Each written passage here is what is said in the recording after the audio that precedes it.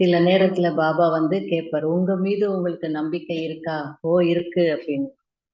பாபா மீது நம்பிக்கை இருக்கான்னா 100 என்ன 200 300% அதெல்லாம் ஓகே, நம்பிக்கை இருக்கு. ஆனால் ஆனால் என்ன சொல்லுவோம்? என் மீது எனக்கு நம்பிக்கை இருக்கு, பாபா மீது எனக்கு நம்பிக்கை இருக்கு. ஆனால் டிராமா மீது ஏன் சிஸ்டர் இப்படி எல்லாம் நடக்குது? வருதா இல்லையா? இவர்கள் ஏன் இப்படி செய்யறாங்க?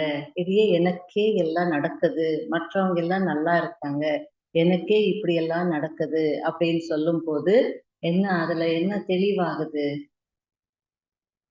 என்ன தெளிவாகுது? எதுவரையிலும் நம்ம வந்து டிராமா மீது 100% வந்து அந்த நிச்சயம் நமக்கு வரலையோ, அதுவரையிலும் பாபா சொன்ன எந்த ஒரு விஷயத்தையும் நாம கடைபிடிக்க முடியாது.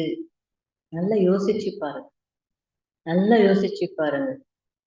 அதனால நாம கம்ப்ளைண்ட் எதுவும் இல்லாம, புகார் சொல்லாமே நம்ம நிரந்தர யோகியா இருக்கணும்னா முதல்ல டிராமாவை ஏற்றுக்கொள்ள வேண்டும்.